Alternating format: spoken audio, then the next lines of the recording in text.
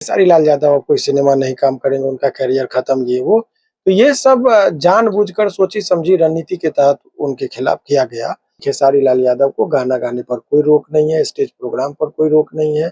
वो चाहें तो सारा चीज़ कर सकते हैं, बस सेलिंग को लेकर थोड़ा-सा ये है कि ग्लोबल म्यूज़िक को ही देंगे। भोजपुरी में जो जिस की चीज़ को खेसारी जी छोड़ देते हैं, उसके बाद ही किसी के लिए स्कोप बनता है। जैसे कोई पहला ऑफर चाहता है कि खेसारी जी को दे, वो मना कर दिए, या उनका जो पैसा है में वो जो जितना उनका लेते हैं उससे कम बजट का रहता है, तभी लोग दूसरे के पास जाते हैं।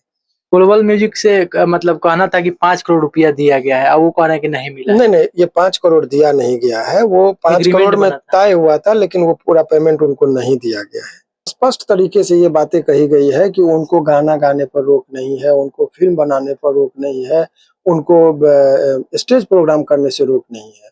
नमस्कार, जैसा कि आप सभी को पता है कि कुछ दिन पहले खेसारी लाल यादव के ऊपर हाई कोर्ट से जजमेंट आया था कि 2025 तक गाना नहीं गाएंगे किसी भी कंपनी के तरफ से। जो ग्लोबल म्यूजिक है उसी के तरफ से गाएंगे और एग्रीमेंट भी हुआ था। और इस वक्त मेरे साथ मौजूद हैं हाई कोर्ट के अधिवक्ता श्री नंदन भारती, जो कि बहुत ही बेबाकी से अपने बातों को रखते हैं।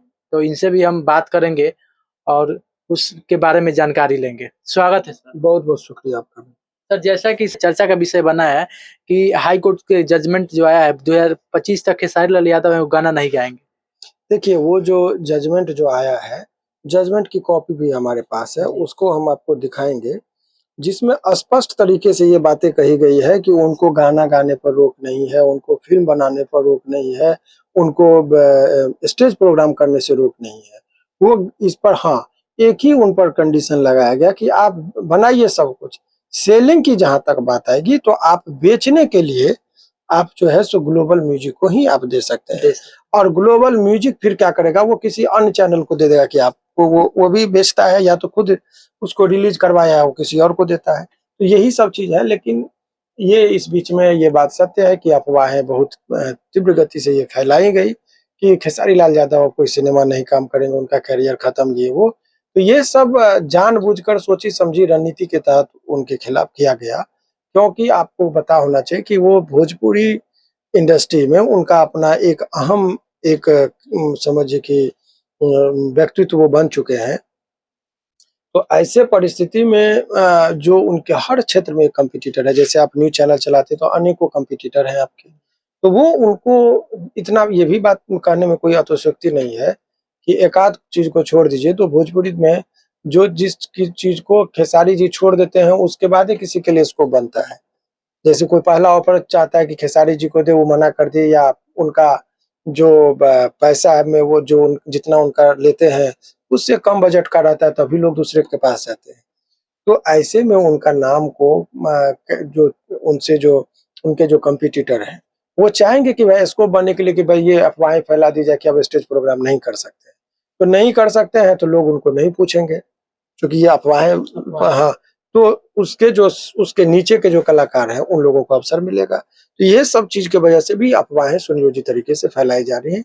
लेकिन एक नट एंड सिल में ये बातें हैं कि खेसारी लाल यादव को गाना गाने पर कोई रोक नहीं है, स्टेज प्रोग्राम पर कोई रोक नहीं है। वो चाहें तो सारा चीज़ कर सकते हैं, बस सेलिंग को लेकर थोड़ा-सा ये है कि ग्लोबल म्यूज़िक को ही देंगे। लेकिन आप तो ये भी बात जानते हैं कि खेसारी लाल जी ने लाइव आकर कहा कि जो अंग्रेजी पढ़ने में उनको दिक्कत थी, वो एग्रीमेंट में कुछ ऐसे कंडीशन को जोड़ के रखा गया, जिसमें वो पढ़ने में वो मीनिंग नहीं समझ पाए, और भरोसे में आकर और उनको धोखे में रखकर कुछ चीज़ पर दस्तखत कराया गया, जिसको लेकर उन्होंने न्यायालय का दरवाज़ा भी खटखटाया है, जो अभी विचाराधीन है। तो अब देखिए आगे क्या होता है। ग्लोबल म्यूजिक से मतलब कहना था कि 5 करोड़ रुपया दिया गया है, अब वो कह रहे हैं कि नहीं मिला है। नहीं, ये 5 करोड़ दिया नहीं गया है, वो 5 करोड़ में तय हुआ था, लेकिन वो पूरा पेमेंट उनको नहीं दिया गया है। तो इस चीज़ को लेकर भी संशय थी, लेकिन जिसको खत्म कर दिया गया। जजमेंट को ही पूरा पढ़ेंगे आप, तो जजमेंट मैं भेज देता हूँ, आप दिखाइए दर्शकों को भी, उससे सारी बातें स्पष्ट हो जाएगी। जो भी सर स्टेज प्रोग्राम करेंगे, चाहे अन्य जो भी कुछ, सब ग्लोबल म्यूजिक हो जाएगा। बेचने के लिए, जिस तरीके से आप साधारण शब्दों में, बहुत लोगों को नहीं समझ में, जैसे देखिए मान लीजिए उदाहरण मैं एक दे रहा हूँ कि जैसे ईंट का भट्ठा होता है, तो बनाया जाता है ईंट को, पाथा जाएगा, फिर भट्ठा में डाला जाएगा, तो बनाने उसकी प्रोसेस पर रोक नहीं है, बेचने की जब भी बात आएगी तो वो ग्लोबल म्यूजिक को ही बेचेगा, बनाने मैन्युफैक्चरर पर उसको रोक नहीं है। वो दूसरा उदाहरण समझिए, जैसे हीरो होंडा है, तो वो कंपनी बनाई हीरो, और वो बेचने के लिए खास एक एजेंसी को ही कहेगा कि नहीं यही बेचेगा, यही एजेंसी।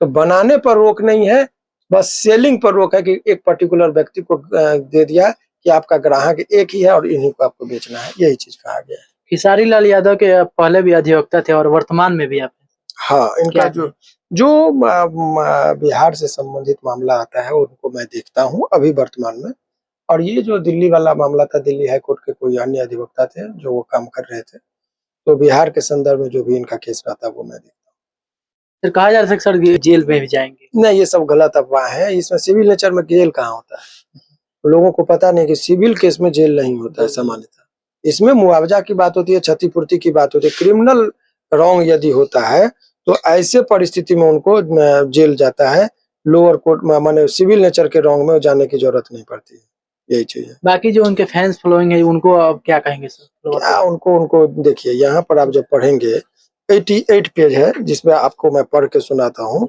जिसमें स्पष्ट तरीके से उन्होंने जजमेंट के पैराग्राफ में कहा है कि to place the matter beyond, it is clarify that the respondent number 1 माने defendant 6 can continue to act, sing, dance in the Bhojpuri film industry as well as on national TV channels, social media platform and stage show, but he cannot sell his new songs to distributor, music company, producer, third party show like that।